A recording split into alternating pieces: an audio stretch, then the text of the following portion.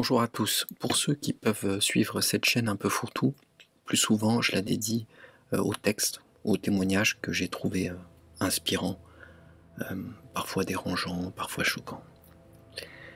Mais il y a des thèmes que je traite moins, comme le féminisme, l'antiracisme, les luttes sociales en général. Ce sont des thèmes que je ne traite pas forcément. Non pas que ces thèmes ne m'intéressent pas, mais le plus souvent ils sont quand même assez clivants. À ce propos, il y a quelque temps, j'ai essayé de faire une lecture du livre de Pauline Armange, Moi les hommes je les déteste. La vidéo est restée en ligne 24 heures avant d'être supprimée pour des raisons de droit d'auteur. Le livre étant très court, un simple extrait revenait à dévoiler une trop grande partie du bouquin, enfin moi je l'ai interprété comme ça. Il est possible aussi qu'en tant qu'homme, je n'ai pas le droit de lire un extrait de ce livre. Donc c'est vrai que le plus souvent je vais faire des lectures, mais je m'abstiens de faire des commentaires. Et c'est un peu différent aujourd'hui. J'ai lu récemment le livre de Leila Saad, Moi et la suprématie blanche, comment reconnaître ses privilèges, combattre le racisme et changer le monde. Donc je voulais vous parler brièvement de ce livre. Je vous invite à le télécharger ou à l'acheter si vous voulez en savoir plus. Alors on peut se demander finalement pourquoi accorder de l'importance à ce genre d'ouvrage, pourquoi se plonger dans ces livres-là. Pour ma part, je pense qu'il est important de se familiariser avec les concepts, les idées et le vocabulaire du combat antiraciste moderne, d'autant plus lorsqu'il vient du monde anglo-saxon, parce que ce sont bien souvent eux qui donnent le là. Alors, je dois bien avouer que ce livre m'a mis mal à l'aise, et je pense que c'était une volonté de l'auteur, puisque ce livre se veut une forme d'introspection douloureuse pour le lecteur. Mais je pense qu'à bien des égards, il s'agit surtout de légitimer une forme de chasse aux sorcières. C'est aussi une manière de voir tout le monde à travers un prisme dominant, dominé, oppressé, oppresseur. Et c'est ce que je veux partager avec vous aujourd'hui. Je ne sais pas si vous êtes comme moi, mais quand j'entends suprématie blanche, je pense automatiquement aux néo-nazis. Donc, naïvement, je pensais que l'auteur allait nous parler de son expérience face au suprémacisme blanc, face à des néo-nazis ou des racialistes pure souche. Et en fait, il n'en est rien. À travers ce livre, l'auteur entend aider les détenteurs de privilèges blancs à comprendre et assumer leur complicité avec le système tyrannique de la suprématie blanche, de se responsabiliser afin de démanteler les manifestations de ce système. Donc dès les premières pages, j'entends être le complice de la suprématie blanche. Donc ce livre a l'ambition d'élargir la compréhension du lecteur vis-à-vis du racisme et de la suprématie blanche, et bien entendu de chercher à la déconstruire. Je cite: ces pages vont vous permettre de porter un regard lucide sur les multiples facettes de ce système et la façon dont il opère de manière à la fois subtile et directe, chez vous et chez les autres. Et c'est comme si on vous tendait un miroir pour que vous puissiez examiner en profondeur votre connivence avec un système intentionnellement conçu pour vous faire bénéficier de privilèges immérités, aux dépens des personnes noires, autochtones et de couleur. Il s'agit donc d'un outil destiné à celles et ceux qui sont prêts à accomplir ce travail, à changer le monde, en amorçant d'abord le changement en eux. Donc à la lecture de ce livre, l'auteur nous promet un travail qui sera exigeant, intime, déchirant, mais enrichissant. Et je cite: un travail qui va nous bousculer comme on ne l'a jamais été jusqu'ici. Je cite toujours: ce travail semble accablant, intimidant et ingrat. Je ne vais pas vous mentir, c'est le cas. Vous serez accablé en découvrant que vous avez intériorisé la suprématie blanche au plus profond de vous. Donc voilà, je pensais ne pas être raciste, et il s'avère que je le suis. Et l'auteur ajoute: mais si l'amour, la justice, l'intégrité et l'égalité font partie de vos valeurs, alors vous savez que ce travail est nécessaire. Donc là, deux remarques. Je me dis d'abord que j'ai entre les mains un livre de développement personnel, d'un nouveau genre, le développement personnel antiraciste, et qu'on va en fait chercher à faire de moi un antiraciste moderne. Et deuxièmement, je me dis qu'on va prôner un antiracisme qui va certainement me réduire à ma couleur de peau. Et qu'en tant que blanc, je ne bénéficie pas de la position d'observateur privilégié. En tant que blanc, je ne peux pas contredire l'auteur si elle me traite de raciste. Je ne peux pas dire que je ne suis pas raciste, car je ne suis pas et je n'ai jamais été sujet au racisme. Je ne peux pas accéder à la connaissance, ne l'ayant pas vécu. Donc je ne suis personne pour dire que je ne suis pas raciste. Et je ne suis personne pour contester ce travail de déconstruction qui apparaît nécessaire à l'auteur. Mais bon, continuons. En premier lieu, l'auteur décrit ce qu'est la suprématie blanche, à savoir une idéologie raciste fondée sur l'idée de la supériorité de ceux, parmi les humains, dont la peau est perçue comme blanche par les autres ou par eux-mêmes par rapport aux autres êtres humains. Et donc, finalement, les blancs devraient dominer le monde.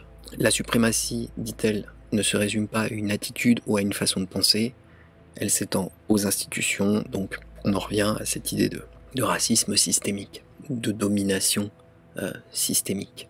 Et là, l'auteur explique que derrière le terme suprématie blanche, il faut justement pas voir les extrémistes, l'extrême droite. Finalement, ce qu'elle décrit, c'est un modèle, un système beaucoup plus large, beaucoup plus inconscient.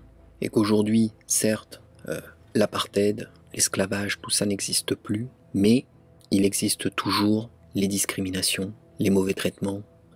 Donc quelque part, on est toujours au temps de l'esclavage, pour faire simple. Je cite, « Vous, à savoir les Blancs, vous êtes nés dans ce système, peut-être à votre insu. Il vous a doté de privilèges, d'une protection et d'un pouvoir immérité.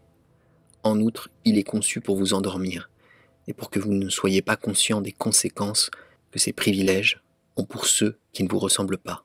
Ce que vous avez reçu en vertu de votre blanchité coûte excessivement cher à ceux qui ne sont pas blancs. Cela vous écœure, vous fait culpabiliser, vous met en colère ou vous frustre peut-être. Mais vous ne pouvez pas changer votre couleur de peau pour cesser de recevoir ces privilèges, pas plus que les personnes noires, autochtones et de couleur ne peuvent changer la leur pour cesser d'être en butte au racisme. Ce que vous pouvez faire en revanche, c'est ouvrir les yeux sur ce qui se passe vraiment. Je vous invite à remettre en cause votre complicité avec ce système et à œuvrer à le démanteler en vous et autour de vous. » Aïe, le mot est lâché. Donc moi, quand j'entends le mot système, il faut se méfier. Parce qu'on ne parle plus de multicausalité, de hasard ou de libre arbitre. On parle d'un système qui nous domine tous, qu'on ne voit pas, et dont on ne verrait que les effets. Donc dès les premières pages sont les éléments de langage du complotisme. Donc voilà, en tant que blanc, si on ne se considère pas comme étant raciste, c'est qu'on est complice du système. Donc l'auteur nous propose d'écrire un journal intime pour effectuer ce travail.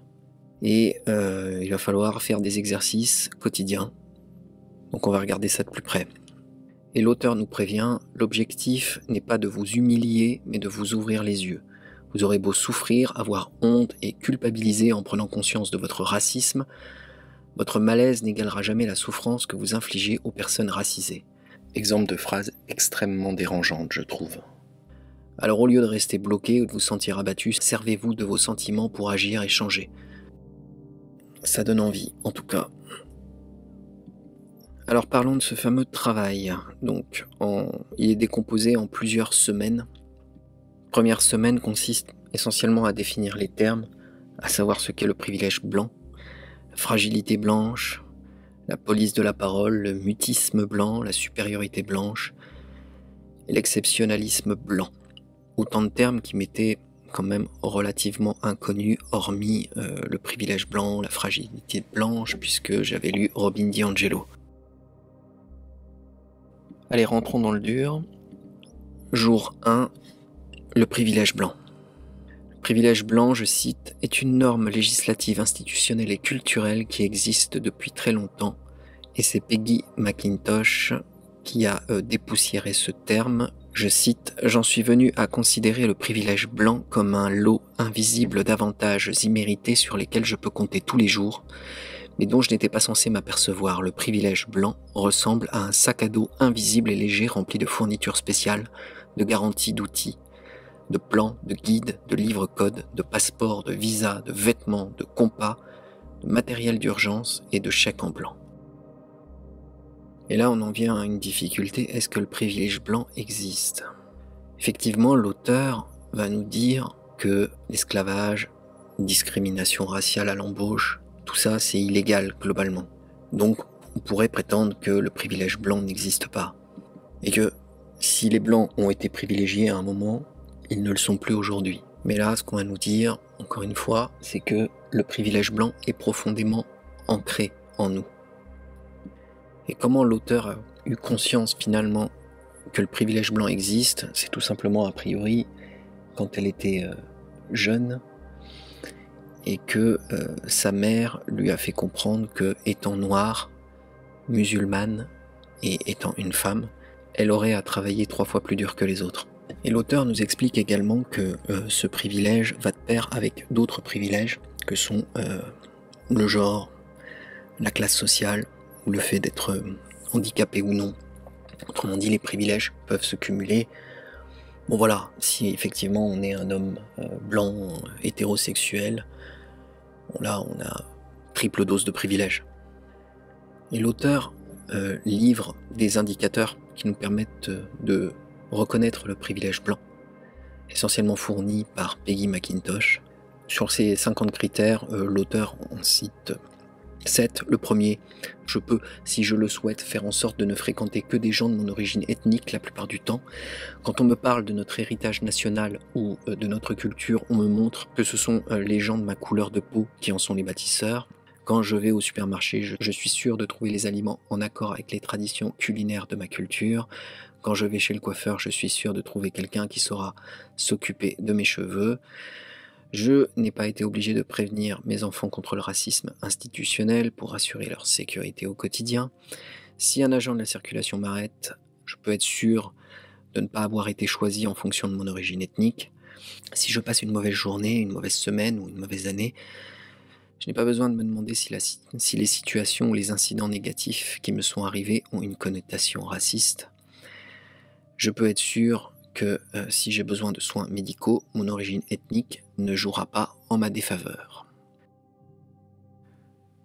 Alors, sans filtre, on considère que le racisme institutionnel existe. Ça fait débat, mais c'est pas démontré, même dans l'exemple le plus probant que sont les contrôles aux faciès. Ensuite, parler de privilège blanc pose question. On peut douter de l'existence du privilège blanc, légitimement. Il est décrit par l'auteur comme un bagage invisible, dont on n'a pas conscience. Comment prouver son existence? Dans le meilleur des cas, c'est plutôt un avantage social et économique qu'ont certains individus, indépendamment de leur couleur de peau. Et enfin, on sépare les blancs d'un côté et les racisés de l'autre, et là pour le coup, l'histoire nous a montré les dangers d'une idéologie fondée sur l'identité et la race supposée. Donc pour ce premier jour, l'auteur nous propose d'écrire dans notre journal quels sont les privilèges blancs qu'on détient, en reprenant les exemples que je viens de citer précédemment. De quelles expériences négatives votre privilège blanc vous a-t-il protégé tout au long de votre vie? Voilà, bon, j'ai pas été discriminé à l'école, voilà, j'ai pas eu à subir des actes de racisme par exemple. De quelles expériences positives votre privilège blanc vous a-t-il permis de bénéficier tout au long de votre vie? J'ai pas d'exemple tout de suite, mais il faut que j'y réfléchisse un peu. Avez-vous exercé votre privilège blanc sur des personnes noires? Et qu'avez-vous appris de gênant sur votre privilège blanc? Ça, c'est sur le jour 1. On passe au jour 2. Et là, on va parler de fragilité blanche. Et donc, on va nous introduire l'auteur Robin DiAngelo, qui a écrit un livre sur la fragilité blanche, que je vous encourage tous à lire.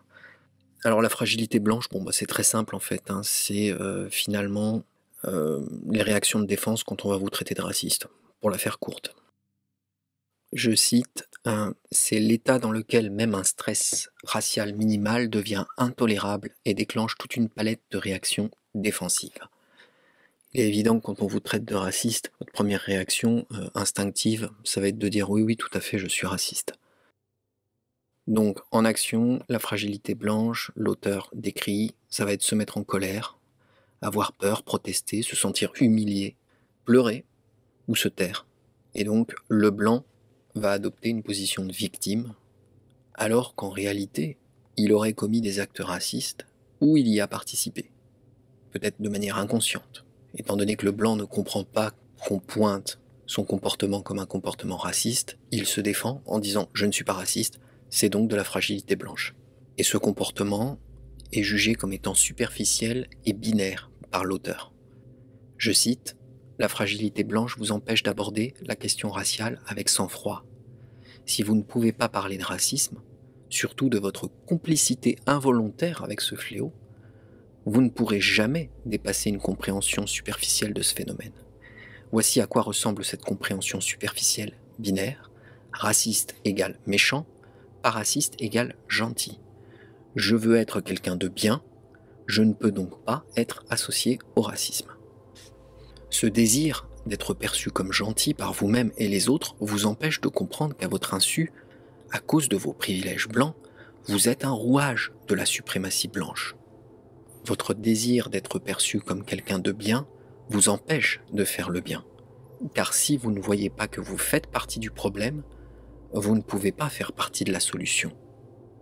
Donc faire preuve de fragilité empêcherait de faire preuve d'empathie vis-à-vis de personnes noires, autochtones et de couleur. Donc refuser d'être considéré comme raciste, c'est faire preuve de fragilité blanche, puisque le racisme est inévitable. Donc de toute façon, on est raciste. Un très beau sophisme. Si le coupable refuse d'admettre sa culpabilité, c'est qu'il est coupable. On est dans Kafka, tout simplement. Exercice pour ce jour 2. Petit 1, comment votre fragilité blanche se manifeste-t-elle au cours de vos conversations sur la question raciale? Est-ce que vous allez contre-attaquer? Est-ce que vous vous figez? Ou est-ce que vous prenez la fuite? Décrivez votre souvenir le plus viscéral de la fragilité blanche. Quel âge vous aviez? Où étiez-vous? Quel était le sujet de conversation? Qu'est-ce qui vous a fragilisé? Petit 3. Comment vous vous êtes servi de la fragilité blanche contre des personnes noires? En appelant les autorités par exemple, en pleurant ou en prétendant qu'on vous causait du tort. Exemple type, c'est du racisme anti-blanc. On m'humilie, on m'agresse. Que ressentez-vous en entendant la formule « les blancs » ? Est-ce que ça vous met mal à l'aise qu'on dise « les blancs » ?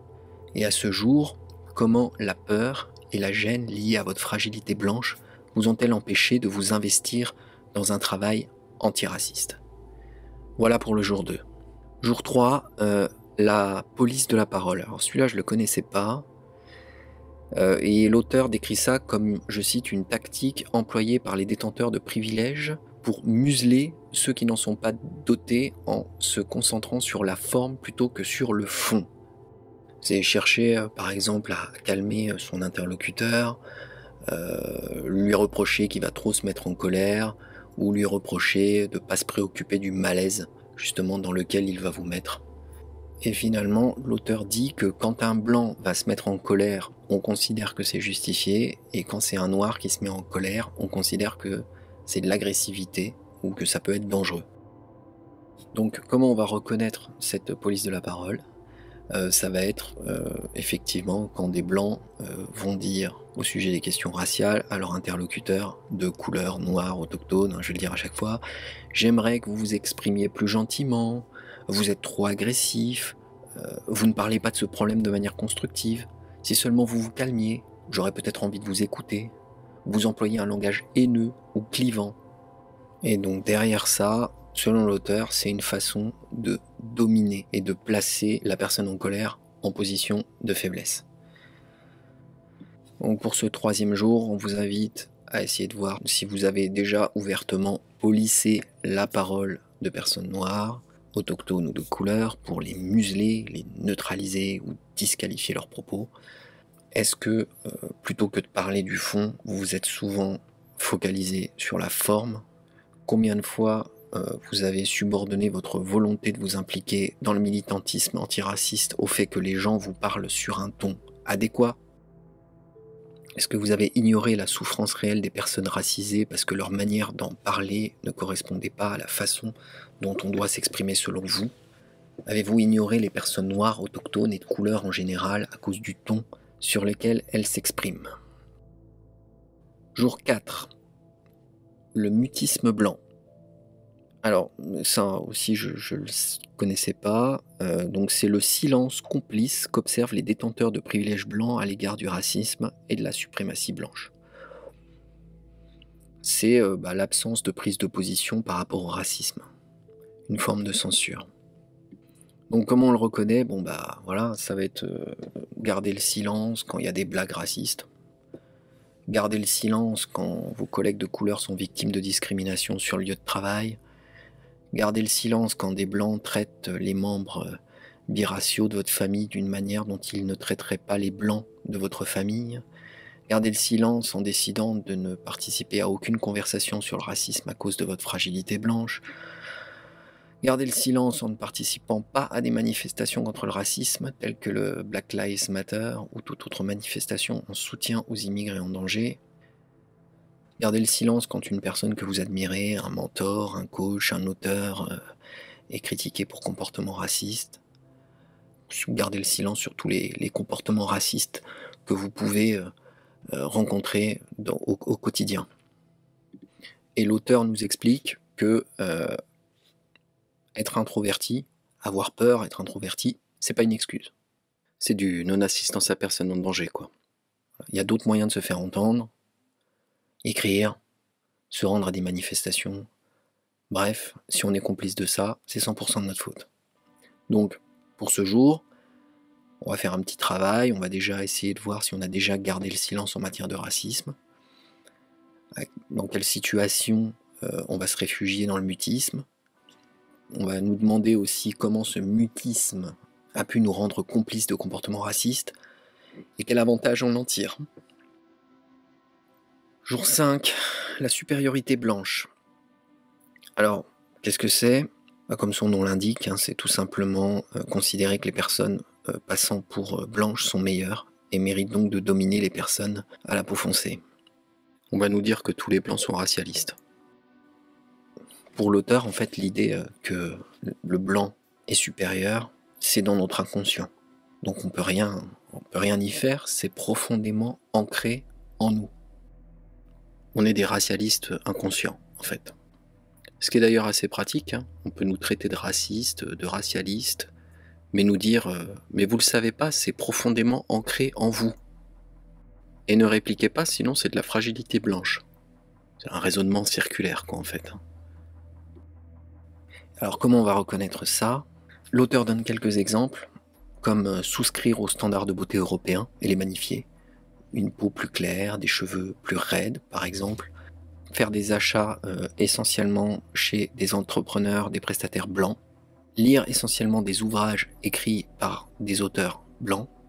Alors avant d'acheter cet ouvrage, je ne savais même pas que l'auteur était noir, en l'occurrence. Rester essentiellement dans le quartier blanc de la ville. Oui. Suivre l'enseignement et soutenir essentiellement des leaders blancs. Alors ça c'est intéressant, vous attendre à ce que les personnes noires, autochtones ou de couleur vous soient utiles en fournissant un travail émotionnel gratuit autour du racisme. Oui, on a bien compris, il faut qu'on achète ton livre pour ça. Croire ouvertement ou de façon subtile que vous êtes plus intelligent, plus valable, plus capable, plus sage, plus sophistiqué, plus beau, plus éloquent, plus inspiré que les personnes noires, autochtones ou de couleur. Et c'est là un peu le côté pervers du truc, c'est parce que l'auteur dit... Dans la mesure où vous croyez que les blancs sont supérieurs aux personnes noires, autochtones et de couleur, vous perpétuez la suprématie blanche. J'ai envie de dire qui croit ça aujourd'hui? Une infime minorité, mais l'auteur ajoute « Il est important d'insister sur le fait que cette conviction ne correspond pas nécessairement à un choix conscient. » Et là c'est la pensée magique, puisque c'est inconscient, puisque c'est profondément ancré, puisque cette suprématie blanche est profondément ancrée en nous, le nier, c'est faire partie du problème. Donc sur ce jour, quelques pistes de travail, donc il faut repenser à sa vie, à son enfance. Est-ce que j'ai cru de manière consciente ou inconsciente que je valais mieux que les personnes noires, autochtones et de couleur? Comment? Et mise en garde, ne vous voilez pas la face, on touche ici à l'essence de la suprématie blanche. Alors, assumez. En gros, avouez. Avouez que vous vous êtes une fois senti supérieur. Avouez que vous êtes un bon raciste. Jour 6. L'exceptionnalisme blanc. Alors, l'exceptionnalisme blanc, c'est croire que en tant que détenteur, je cite, en tant que détenteur de privilèges blancs, vous êtes immunisé contre les effets, les avantages et le conditionnement de la suprématie blanche et que, par conséquent, le travail antiraciste ne vous concerne pas vraiment. Ah, je suis peut-être là-dedans, moi. J'en suis venu à considérer l'exceptionnalisme blanc comme une arme à double tranchant. D'une part, il évite aux détenteurs de privilèges blancs de faire un travail sur eux, parce qu'ils ne sont pas racistes et font partie des gentils, et d'autre part, il nuit aux personnes noires autochtones et de couleur, car les blancs comptent sur elles pour démanteler la suprématie blanche. Il est bien connu que le racisme n'est pas le problème des blancs. Qui dit ça encore, mais... Là, il y a un glissement. Je pense que personne ne prétend que le racisme n'est pas le problème des Blancs, et que les Blancs ne peuvent pas militer contre le racisme. Ce qu'on ose prétendre, c'est qu'une part seulement de la population est raciste, contrairement à ce que l'ouvrage entend démontrer. Parce que pour l'auteur, tout Blanc est raciste, à différents degrés, et il faudrait éduquer tous les Blancs. Bref, pour l'auteur, l'exceptionnalisme blanc, comment on reconnaît ça ? Donc typiquement, ça va être je ne suis pas concerné, j'ai voté Obama, j'ai des amis noirs, je suis déjà sorti avec des personnes noires, autochtones ou de couleur, mes enfants jouent avec des enfants de couleur, je suis aveugle à la couleur. Quand les gens parlent de racisme et de suprématie blanche, ils doivent parler d'autres blancs, pas de moi. Moi, je suis quelqu'un de bien. Mais c'est vrai que ce pseudo-concept d'exceptionnalisme blanc est assez pratique, parce qu'il permet en fait de faire voiture-balai et d'aller ramasser une partie des blancs qui se pensent sans doute en toute bonne foi antiracistes et de les remettre dans la benne des racistes en raison d'un prétendu sentiment de supériorité par rapport aux autres blancs qui seraient des racistes crasses. L'exceptionnalisme blanc, c'est cette petite voix qui vous convainc que vous pouvez lire ce livre, mais que vous n'avez pas besoin de faire les exercices. C'est exactement ça, c'est surtout que j'ai pas envie de faire les exercices. Que parce que vous comprenez les concepts présentés dans cet ouvrage, vous n'êtes pas obligé de vous astreindre à répondre par écrit aux questions posées, qu'il vous suffit d'y réfléchir. Je pense surtout que c'est du marketing antiraciste, et que c'est complètement stupide parce que cette course en avant pour la vertu n'a pas de fin. Robin DiAngelo dit que de toute façon, on est raciste, c'est comme ça, et qu'on n'arrivera jamais à se défaire de ce racisme-là parce qu'il est profondément ancré en nous, et que tout ce qu'on peut faire, c'est essayer de le déconstruire, mais que c'est un travail sans fin dans tous les cas. Donc qu'est-ce qu'on nous promet là, hormis un travail d'expiation sans fin? D'ailleurs, l'auteur le dit si bien, si vous vous croyez exceptionnel, vous ne travaillerez pas. Si vous ne travaillez pas, vous continuerez à nuire, même involontairement. Vous n'êtes pas un blanc exceptionnel, c'est-à-dire que vous n'êtes pas immunisé contre le conditionnement de la suprématie blanche. Vous n'êtes pas exonéré de la responsabilité de poursuivre le travail antiraciste pour le restant de vos jours. Mais quelle condescendance, c'est pas possible. Donc le travail du jour, vous est-il déjà arrivé de vous croire exceptionnel, immunisé, un gentil blanc, pas concerné par le conditionnement de la suprématie blanche? Avez-vous fait valoir votre exceptionnalisme blanc auprès de personnes noires? Par exemple, quand on vous a critiqué pour un acte de racisme, vous avez essayé d'expliquer ou de démontrer que vous êtes un gentil blanc? Est-ce que, en repensant à votre enfance, comment on vous a inculqué l'exceptionnalisme blanc? Et bien sûr, si vous êtes parent, comment vous allez l'inculquer à vos enfants? Donc à l'issue de cette première semaine, le 7e jour, c'est une journée de révision, et l'auteur le dit bien, en ce 7e jour, pas de répit, car la suprématie blanche ne laisse jamais de répit aux personnes noires, autochtones et de couleur. Cependant, nous en profitons pour réfléchir. Donc ce 7e jour, on doit répondre qu'à une seule question. Qu'avez-vous commencé à voir et à comprendre sur votre complicité avec la suprématie blanche, que vous n'étiez pas capable de voir ou de comprendre avant d'avoir entamé ce travail? La première partie est ponctuée d'exemples tirés de l'enfance de l'auteur, et également picorés dans l'actualité, les médias, la culture. Euh, donc légitimement, on peut se demander si ça suffit pour procéder à des généralisations. Et douter, être sceptique par rapport à cela, c'est nier, dans le pire des cas, ou ne pas voir qu'un système d'oppression nous gouverne. C'est comme ça que l'auteur l'entend. Et c'est tout ce qu'on peut reprocher finalement aux socioconstructivistes, c'est-à-dire de confondre causalité, corrélation, d'être le plus souvent dans des approches assez monocausales, de globaliser sans tenir compte d'autres facteurs. Moi, à la lecture de cet ouvrage, j'ai eu le sentiment de relire le procès de Kafka. Nous avons face à nous une figure de bourreau universel qui n'a d'autre choix que d'avouer un crime qu'il a forcément commis, en l'occurrence puisqu'il est blanc, et qu'à minima, il est coupable de se percevoir comme exceptionnel et supérieur, ou bien il est coupable de détenir des privilèges. Et il est donc coupable d'oppression inconsciente. Et il ne peut se défendre sans être taxé de fragile, et donc de raciste. Il ne peut se taire, car c'est du mutisme.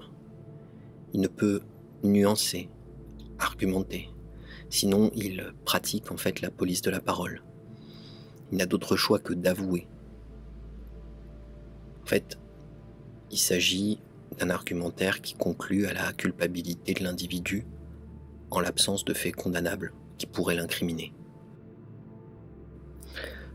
Voilà, donc là je vous ai lu une partie des travaux sur la première semaine, mais ce livre se poursuit sur 28 jours. C'est 28 jours de suivi, 28 jours où on va absorber des concepts, des néologismes, pour donner du crédit à ce qui est une accumulation de sophismes en vrai, de preuves, des preuves anecdotiques, qui vont rendre, pour ma part, tout le raisonnement assez fallacieux. Est-ce que l'enfance de Leila Saad est généralisable à l'enfance d'une autre personne noire ? Quelle est la part du hasard dans l'expérience de chacun ? Quelle est la part de libre arbitre ? Quelle est la part de déterminisme social ? Et c'est là, je pense, l'extraordinaire problème de ce genre d'ouvrage. C'est l'enjeu de pouvoir qui est sous-jacent. En gros, le mérite n'existe plus, seuls les privilèges sont à renverser. Les prétendus oppressés deviennent les oppresseurs qui jouissent du pouvoir de voir derrière chaque blanc un bagage de privilèges qu'il faut abattre symboliquement, comme un chien, comme si la honte devait lui survivre, pour citer encore Kafka.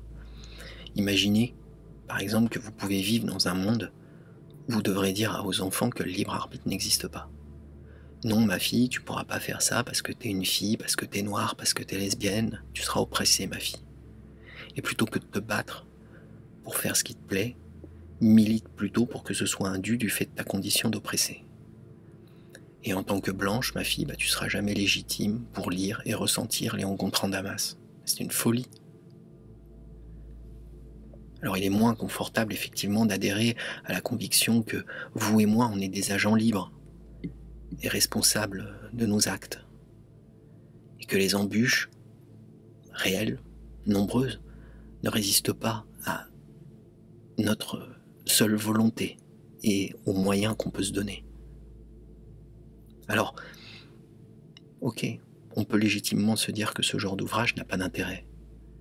Mais pour ma part, je pense qu'il faut les lire pour mieux les combattre. Et surtout, ne pas penser qu'il s'agit de sujets anglo-saxons qui ne vont pas passer les frontières. Voilà, on s'arrête là pour aujourd'hui. Donc j'espère que vous avez appris des choses. J'espère surtout que ça vous a donné envie de lire ce livre. Et je reviendrai d'ici quelques temps avec la suite des travaux pour ceux qui sont intéressés par cela. Donc en attendant, portez-vous bien et à bientôt.